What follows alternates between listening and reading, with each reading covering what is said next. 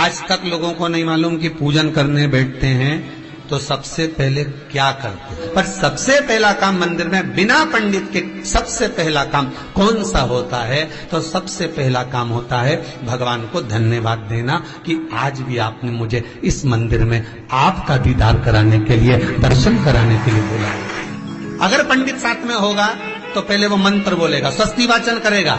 स्वस्ति वाचन करने में उसको अर्थात भगवान के लिए भी प्रसन्नता और आपके लिए भी प्रसन्नता। पर आपके पास कोई ब्राह्मण नहीं, आपको कोई स्तुति नहीं आती, आपको कोई मंत्र नहीं आता, आपको कोई साधना नहीं आती, आपको कोई तप नहीं आता, पर आप इतना तो कर सकते हो कि भगवान के मंदिर में जाकर उनको धन्यवाद दे सकते हो कि तेरी कृपा है जो मुझे चलकर यहां तक बुला लिया, 2 कदम चलाया, यहां तक बुलाया, ये तेरी कृपा है।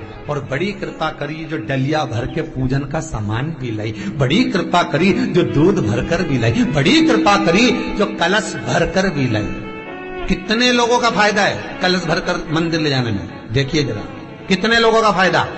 हिंदू धर्म में, विष्णु पुराण में, पद्म पुराण में लिखा है, सौभाग्यवती नारी जब भरा हुआ पानी का लोटा लेकर कलश लेकर जाती है और उसको देखकर कोई व्यक्ति निकल कर चले जाता है तो जिस काम के लिए जाता है वो काम सफल हो जाता है।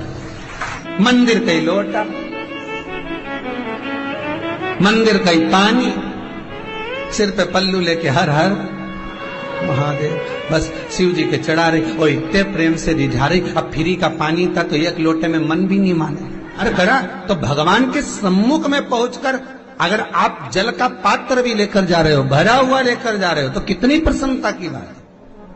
हिंदू धर्म की रीति है, जिस पात्र को हम जल चढ़ाने लेकर जाते हैं उस पात्र में भगवान के चरणों का जल लाते हैं, खाली पात्र नहीं लाते। क्या लाते हैं? भगवान के चरणों का जल।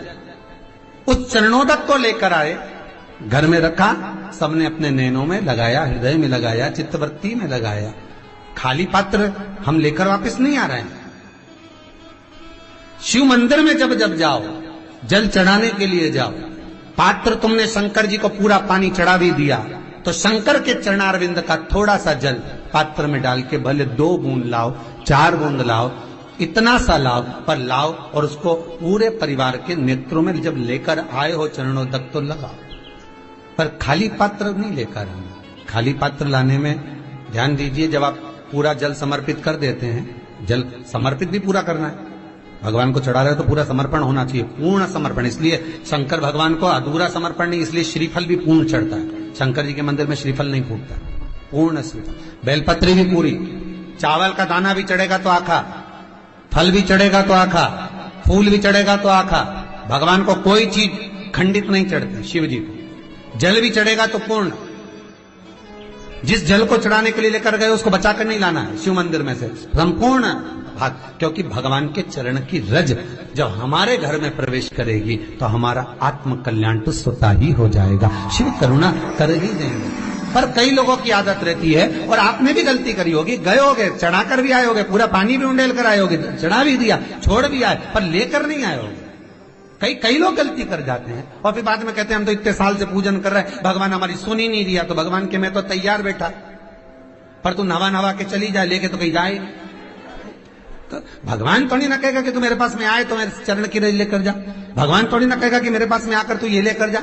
भगवान तो कहेगा मेरे पास में आया है, मांगना कुछ मत, बस मुझे जो स्नान कराया है मेरा चरणोदक लेकर जा, छीट दे पूरे घर में, संपदा भरना मेरा काम है। जहां मेरी चरण की रज पहुंच गई वहां संपदा स्वतः पहुंचती है, मैं वहां पहुंच जाता हूं। तो चरणों तक ले जा, पर लोग ले जाते हैं, पूजन करते, कलश भी उंडेलते, जल भी चढ़ाते, पर आते समय खाली लेकर आ जाते। भगवान को इतना बुरा लगता, मेरे दरवाजे से खाली जाए, मुझे कितना बुरा लगेगा। जो आए वो भर कर जाए, भले 2 बूंद लेकर आओ, पर उसमें चरणों तक थोड़ा सा लेकर अवश्य आए।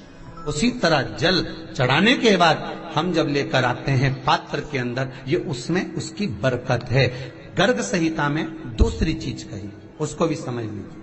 गर्ग संहिता में कहा गया, जब आप घर से जल लेकर जाते हो भरकर, तो ये सृष्टि की जितनी नदियां हैं, पृथ्वी पर जितनी नदियां विद्यमान हैं, जितने तालाब, जितने सरोवर, जितने कुंड, जितने विराजमान हैं, उन सारे तीर्थों का जल जब आप घर से लेकर निकलते हो तो वो तीर्थ का संपूर्ण जल आपके कलश में आ जाता है। और जब आप उस जल को शिव पर समर्पित कर देती हो और 2 बूंद चरणादक लेकर जब जाती हो तो शिव महापुराण गर्ग संहिता पद्म पुराण कहती है वो जल साधारण नहीं रहता, वो गंगा जल बनकर तुम्हारे घर को पवित्र करने के लिए पहुंच जाता है। वो पवित्र गंगा जल बन जाता, उसको लेकर प्रवेश कर जाओ। हम बार बार कहेंगे भगवान के मंदिर जब भी जाओ ना, चेहरे पर प्रसन्नता होना चाहिए। किसी से मिलने जाओ ना, चेहरे पर अगर प्रसन्नता नहीं और ऐसे ही पहुंच गए ना तो वो श्रेष्ठता नहीं मानी गई। तुम तुम्हारी बहन के घर जाओ, सती मैया जलकर भस्म क्यों हुई?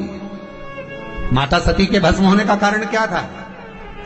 सती को पिता पर जितना क्रोध आया उससे ज्यादा क्रोध सती माता को अपनी बहनों पर आया कि मेरी इतनी बहन, ये 60 की 60 बहन मेरे सामने खड़ी रही और मैं आई तो प्रेम से मुस्कुराई तक नहीं। आप किसी के यहाँ जाओ और कोई के यहाँ पहुंचे और जाते से आप उस पहुंचे और कहा जी जी राधे राधे, जय श्री कृष्णा, हर हर महादेव, श्री शिवाय नमस्तुभ्यम, ओम नमः शिवाय, आपने बोला और उसके चेहरे पर प्रसन्नता नहीं आया तो ऐसे घर में जाने से कोई फायदा है क्या? और आप किसी के यहाँ जा रहे हो तो आपके चेहरे पर भी प्रसन्नता होना चाहिए, सामने वाले को तो हो, आपके भी चेहरे पर भी। मंदिर में जब जब जाएं, गुरु के दरवाजे पर जब जब जाएं, परमात्मा के चरणारविंद में जब जब जाएं, माता पिता के चरणों में जब जाएं, घर के बुजुर्गों के पास जब जाएं तो तुम्हारे चेहरे पर प्रसन्नता होना चाहिए। भगवान को भी लगे दुख भले है इसको पर चेहरे पर प्रसन्नता है, इसको अब दुख नहीं देना क्योंकि इतना मुस्कुराकर ये मेरे मंदिर में आती है।